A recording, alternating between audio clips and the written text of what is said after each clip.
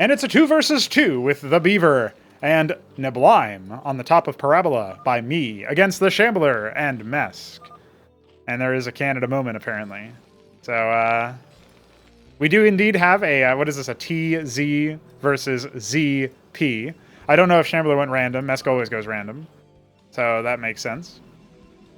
There will be shockingly, a pylon first from the Shambler, but I'm curious as to what his plan is. He's not harvesting any gas, so I'm thinking it's going to be Gateway. Could also be Lattice, but you never know. You never know. He was just busy typing, so he might have just forgotten to harvest gas this whole time, which is pretty funny. Meanwhile, Beaver, we know, likes to go for fulcrum firsts, especially in team games, so it wouldn't really be surprising there. They're just... it definitely doesn't need 5 workers, by the way. But that's okay. Yeah, so... Yeah, it does look like it's going to be a fulcrum first here out of Beaver. He's only been harvesting off of 1 geyser, so it's going to be a bit... Although it could also be a quarry.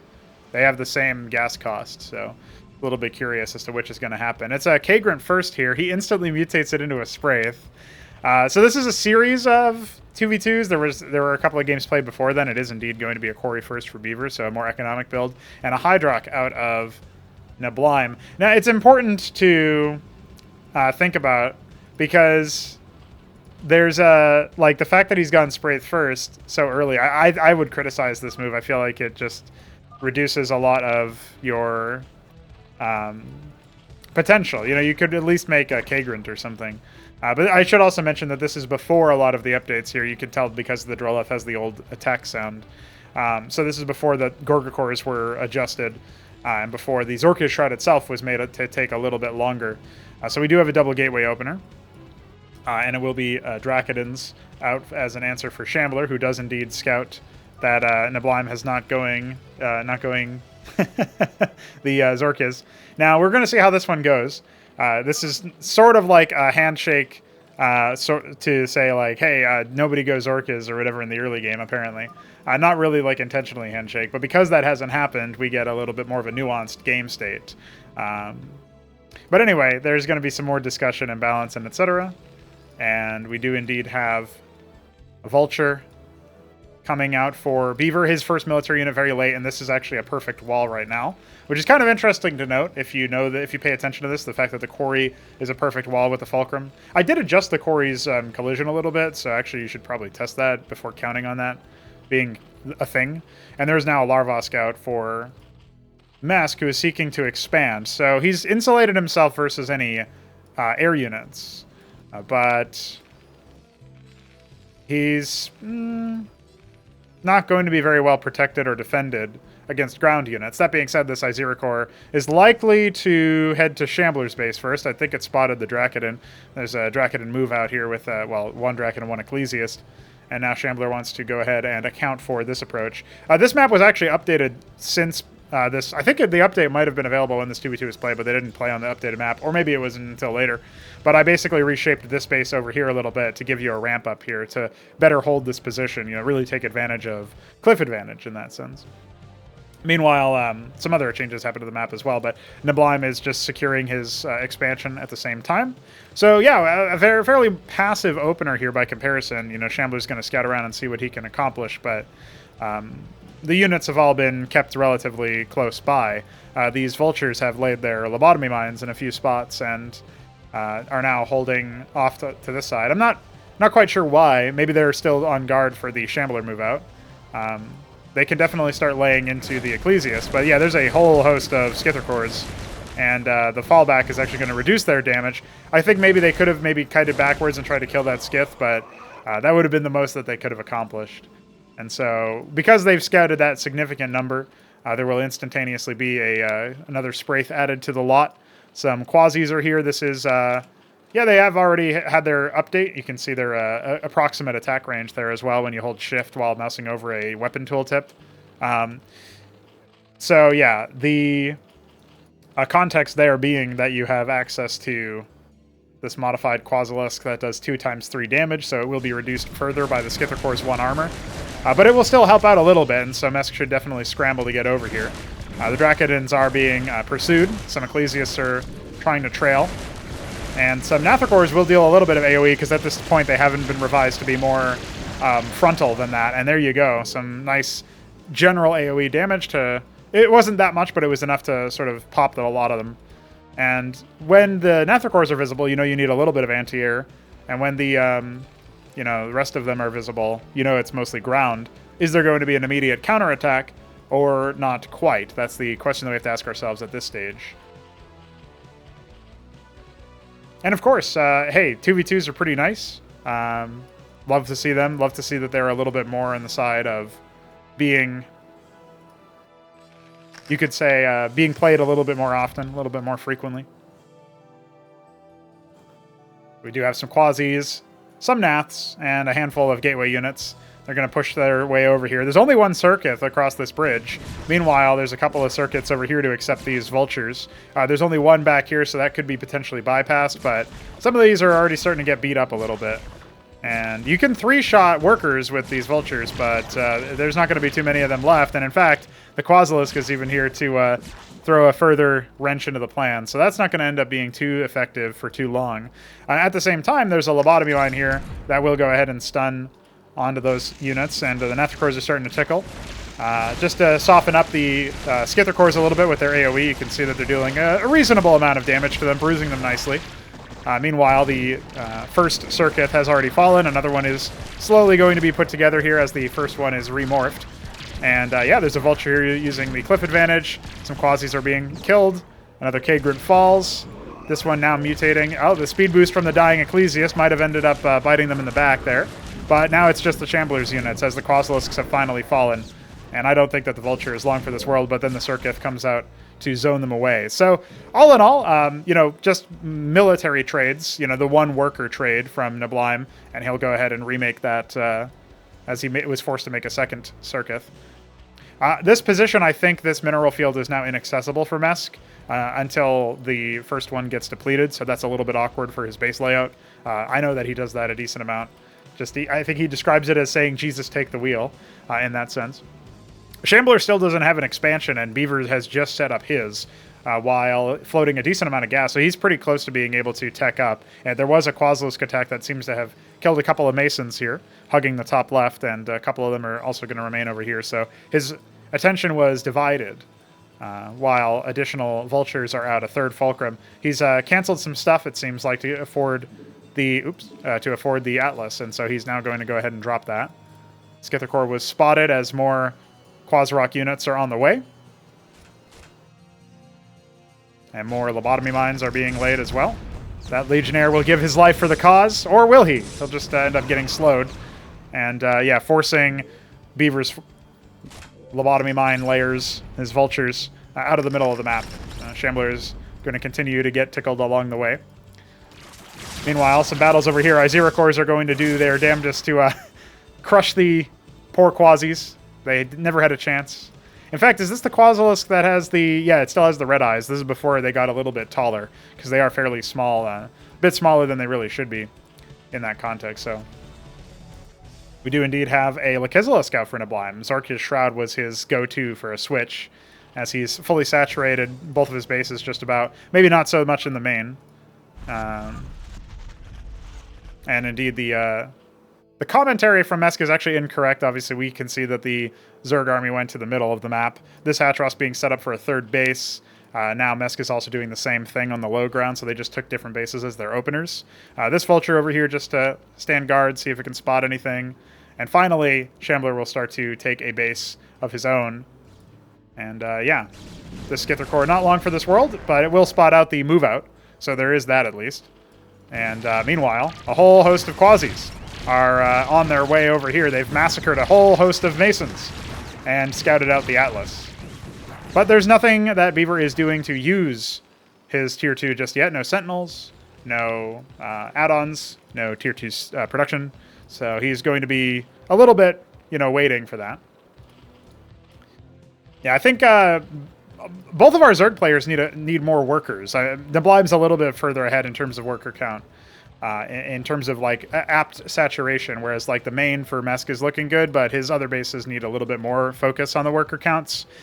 His main definitely has like most of his workers or a consolidation, whereas neblime could use more in both of those bases, and obviously he's just now setting up this one. So that's just a general point for them. A whole bunch of Zethra cores is being sent up alongside Shambler's army, and meanwhile, neblime is going to go ahead and stamp out this base before Mesk can take a fourth. So his next round of military units will be rallied into that direction just almost certainly. He's got more Zethra cores heading up the middle of the map.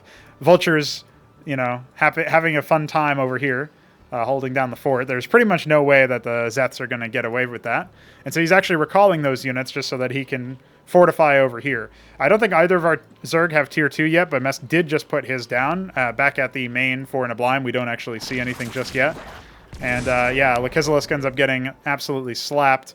Meanwhile, it looks like neblime's going to send his forces in towards the main of Mesk and try to split this up. Zets coming out from the natural will start to surround this force, and with the Izira cores gone, I think this is going to be absolutely disastrous. Back at this base, there was some tickling with Zets, but the Lekizalisks haven't actually burrowed yet, so Shambler has an opportunity to jump on them before they can really do too much. And there's the isolation from the Legionnaires. He's going to go ahead and focus down all of the Lekizalisks. That's a pretty big part there happening. The attack on the other side was thoroughly stamped out, so all of the military pressure is happening right here in the top right. And yeah, some Kagrants are going down. The Vultures and the Izira cores are not long for this world, and I actually don't think the Kagrants are going to be able to finish. Maybe those Vultures, if they went back in now, would have had some assistance. But on the other side of the map, that anchor has nothing in it. This ministry is almost certainly going to get denied, or at the very least slowed. And the Drolets are going to be pulled to try to safeguard the Kagrant. I don't think it's going to happen, though. The Vultures are now once again tasked on with the Izira cores. Okay, most of the Drolets ended up surviving, but a healthy number were hit pretty hard, and yeah, there goes that ministry. It's going to get canceled. Not even going to try to fight for it, and he does have some phalanxes out, but he's not building any other tier 2 units, and still, he doesn't have any sentinels. Beaver is, you know, he's kind of drowning in the amount of money that he has, really. The mine's helping out quite a bit to keep the Zethra cores in place, but now the Atlas is under duress, and again, there's nothing in these anchors. There's actually nothing that can attack air in this overall area. Some Goliaths have been queued up in the meantime, but is that really going to be enough? Some Zethra cores still swarming in from all fronts. Finally, this attack on the right-hand side has been riposted, but what can really be done to safeguard the remaining units for Beaver? He's lost both of his phalanxes just to the Nathra cores alone, because that one pair of Nathra cores, that was all that was you know, possible. Okay, one of them ended up escaping into the anchor, funnily enough. And here comes the Goliaths to slowly push him away. Another watchdog being built, and a Lyralisk has been morphed, wiggling no longer as its head does not wiggle. I mean, it kind of does when they walk, but we're not going to see it walk. Okay, tier 2 is safeguarded, and everything was a-okay, but a lot of map pressure and a decent amount of worker kills. That has allowed Shambler to get up to his favored ancestral archives, although I don't think he has any units out from it. He's just building an Optecton. Starting to cap his gas, getting a third base set up, and Mesk will once again set up his fourth. This Vulture could have maybe denied that, but it wasn't really maintained. More units idling. The tier 2 was done a while ago. Leave-roll is obviously done, and the Hydrock turning into a Gorgrel Swamp. That's going to give him the opportunity to get a lot of additional things accomplished. A ministry being built off location will be lifted and moved over there by Beaver as he adds 3 mantles and an additional fulcrum to his production. Some madrigals to deal with the massive number of units.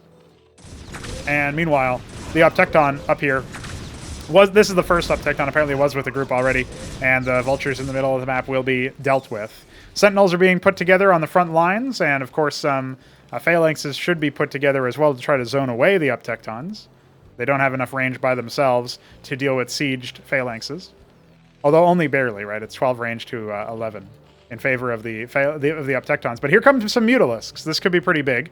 Although, again, Optectons do have pretty reasonable multi-target. So, you know, he wants to be a little bit careful about this, neblime, but he is going to go ahead and try to focus down the Dracodons more than anything. And right now, the Optecton is being pulled away, so it wasn't doing multi-targets on everything. But here comes Mesk with a whole host of Calculisks. The Madrigals are here, and they can deal their line damage, so that is going to go ahead and zone them away. You can see a lot of them being very heavily damaged over here. The attempted deploying them wasn't bad, but it needed to happen a little bit sooner, because right now, with the Mutalisks falling and withdrawing, that is going to be pretty bad. These Iziricors just a little bit out of place to stop those Zets from climbing on in. And yeah, we need some Cataphracts out here, or maybe some Ramses for their line trace. But I think maybe Beaver's under duress in that context. Here comes some Mutas. Only a couple workers, if any, ended up going down. I think I only saw one corpse over there in the natural. And meanwhile, those Zets have not pulled the trigger to attack just yet, and the Ministry's about to land, and can, of course, lift off at any slightest provocation. So it looks like the Calculusks ended up getting mostly cut down to size. Yeah, I just see some Naths over here, and obviously the Mutas are going to be able to riposte those relatively easily. A little bit extra range over the Brood War version of the unit. Some Protathalors on attack move down to the bottom right, but of course they will have even range with the Engram, so I don't expect that they'll be able to do too much there. Here come the Zethicors to try to tickle things. Mutas are already en route to clean that up, though. So some good teamwork happening over here. As of this update, you'll have gotten non-stop transmissions, like pretty much every second or so, that your different forces across the map are under attack by the same player. I have already adjusted that because that was really annoying. I was noticing that when playing False Idols, which is a scenario map. A couple Iziricors are going to get tickled over here, but only one or two of them should go down as they clear house for the Calcas. And indeed, there they are. If you save the Nathricors, at the very least, you can remake the Calculusks relatively easily, but do you really want to, is the question. And nobody's actually taken the double gas on either side in the mains, or the gas satellite bases over here either, so that's kind of interesting. But Mesk is starting to cap his geysers, at least in his third base. His natural already has it, his main now getting it. Obviously, we saw Shambler do that earlier. All right, we're starting to get into a real proper team game here. I like that. The Iskag-Eteth for both Zerg players. This one is just now starting for Neblime. We obviously saw the Kagralisks out earlier, so Matravel Nest coming as well. Interesting stuff. And yeah, the Protathalors are just trying to sync up with the Mutas in the bottom right-hand area. Cliff Advantage Obtectons are definitely going to hit pretty hard here, and the Mutas are not in a position to join the fight either. There are no engrams, but one of them is about halfway done here, so there's no completed engrams just yet, but it's a case of, you know, how quickly can this happen. And only the Iziricors can withstand this fight, or to actually stand against them, but they are melee, so obviously that's a little bit silly. Neblime getting caught off guard by that, perhaps. But the Mutas are here to really zone them out. Archons are not as useful versus Mutas as they were in stock StarCraft, because Mutas now have one extra range compared to what they used to have, right? So that allows them to be a little bit more potent versus something like an Archon, which only has 2 range by comparison. So that being said, more defense is happening as Shambler tries to take a 4th base. Neblime, on the other hand, has been on a 4th base for quite a while, and Beaver is slowly setting up his. He's got a lot of idle workers. He's sending out a small mech squadron to the 4th base for... yeah. Exactly what Shambler is saying, basically. Mesk is now going to have his rear tickled a little bit. And there's the wiggle heads. You get to see the wiggle. But the wiggle is also being interrupted here by the forces in the middle of the map. Calculusks on the other side are trying to tickle them. And the Mutas are clumped up quite a bit, so there's not really as many of them as there once was. This is now a very vulnerable ground army. And, of course, they're coming around the other side with the Bactylisk starting to tickle them. A lot of tickling happening in this game. CMBW can be a game of tickles. Kagralisks can attack air, so they'll be able to deal with some of those Calculusks as they so desire.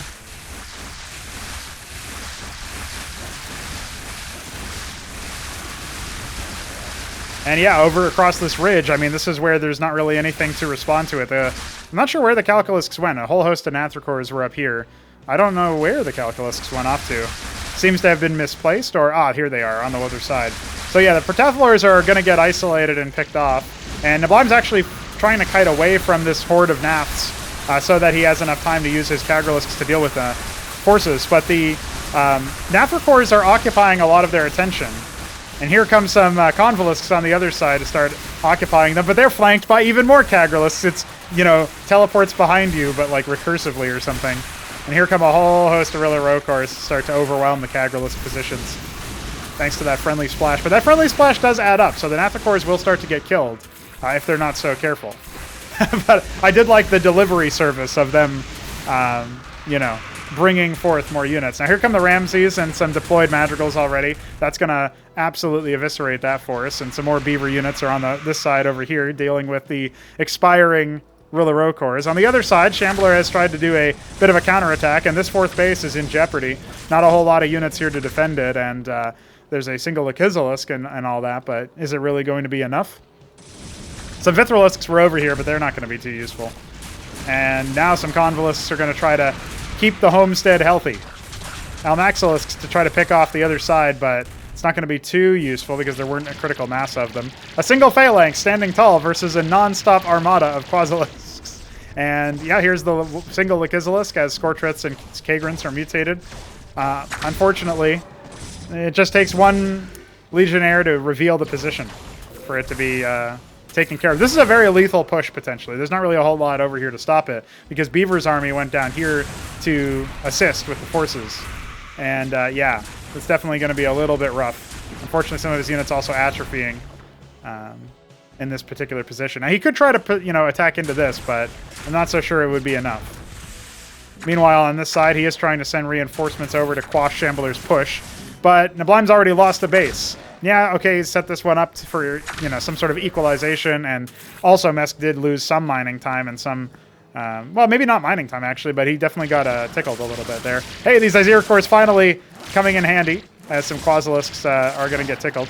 The Masons could actually repair the Izir cores, funnily enough, but that doesn't end up happening, and these Optectons are still standing tall. I'm getting absolutely tickled, meanwhile. They have to stay away from the circuits, and one of them does end up getting slapped. Air units are definitely the better way to deal with Optectons, just based on the fact that their DPS versus air units is significantly less. They have multi-target, but you can imagine that being a lot better. Otherwise, you kind of have to outrange them, and that's not so difficult, or not so easy. Easier said than done. Sentinels are up here at the fourth base for Beaver. Nobody going over 4 bases just yet. Shambler's economy is very nice, but he's completely forgotten about his 4th base.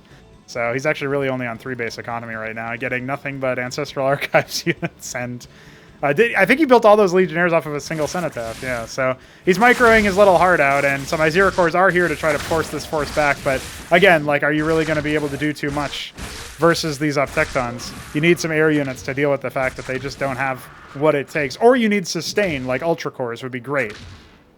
Here come the Vithrilisks. They're going to be very useful here.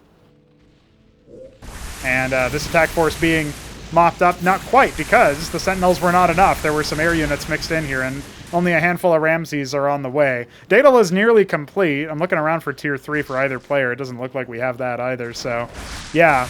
And finally, maybe these Optectons will be forced down, but they're forcing the Protathalors through the choke, and they're not splitting, so they will continue to get beaten into a pulp, and that's going to be just too damn bad.